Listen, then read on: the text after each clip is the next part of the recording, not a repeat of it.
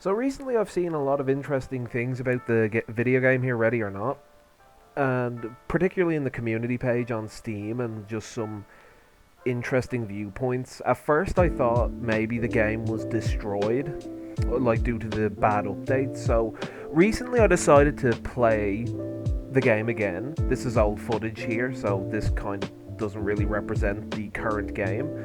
And I've seen a lot of interesting changes. They've added in some new things, and I've decided to redo this video over with all of that in mind because before, when I made this video, I didn't actually check out the new things on the game. So we're going to go through some of the claims that the community has been making on Steam and such. So the first topic of discussion on this game, well, there's going to be three, but we're going to rush on into the first one. Now, the first one is on the topic of the AI and how they're near enough perfect sniping. So let's go. First up is the AI.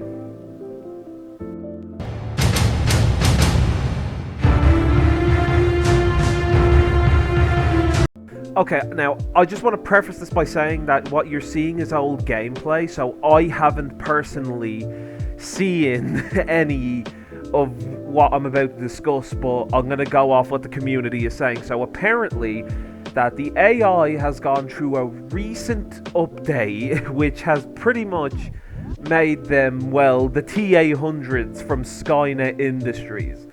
So, hey guys, me from the future here. So after playing the game, I can safely tell you that this claim, it's 50-50, it depends on your viewpoint. Me personally, from the last time that I played this game to now, I see no real difference. The only issue is that they do lock onto you fairly quick, and it does get annoying from time to time. But other than that, I haven't really seen any proper issues with the AI whatsoever. Well, if one of the things that I noticed is that if you shoot them, they tend to not react to it, but hey, it's a highly stressed environment, I can kind of see that. But however, I do kind of see where the community is coming from too, because sometimes there are moments where the AI turns into sniping gods, and yeah, so the community does kind of have a fair point. But that being said, it's a realistic SWAT shooter, and you kind of have to expect that there's going to be some fast things that you may or may not be able to react to. But yeah, no, I don't really see any difference within the AI, but it's, as I said, it's player preference. So if you get the game, which I do recommend, you're gonna have different viewpoints and different experience with it. But in my experience with the AI, I've always been very indifferent towards it. Yes, they get annoying, but overall they're not as bad as the community says they are. And the one thing that I would ask the devs to improve on is definitely the reaction time, because I swear to God, some of these AI have god tier reaction time, and it's just next to impossible to actually respond appropriately to it. But yeah, no, next up we're going to be talking about the fan base, and I do have quite a bit to say on that, because it's a bit of a mixed bag depending on, of course, your viewpoint of what the community currently is.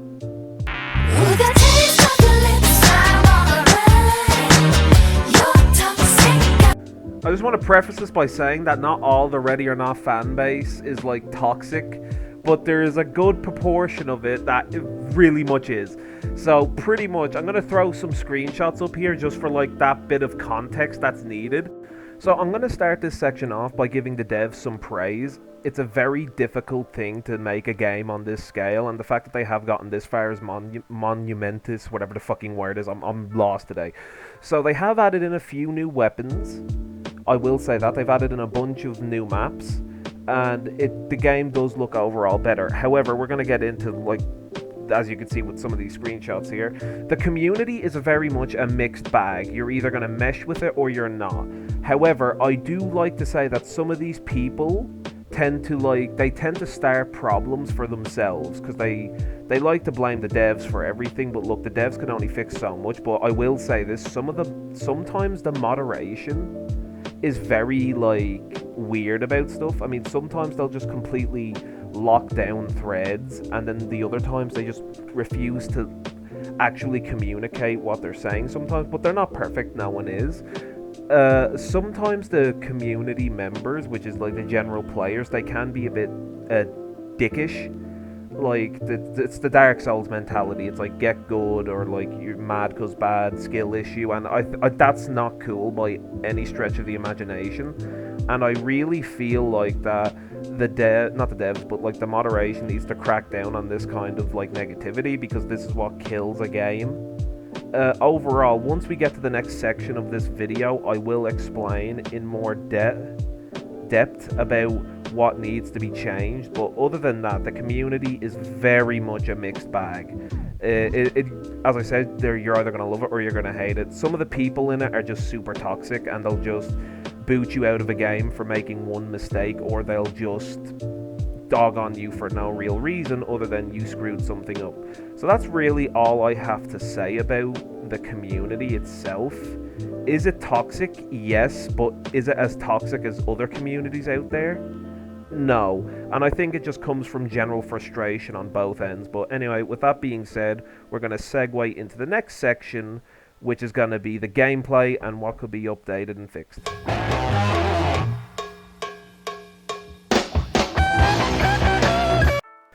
So right off the bat, stabilization. One of the things that I noticed on my PC is that it gets fucking super hot really quick. And like on top of that, a lot of the assets in the game take up a lot of the RAM.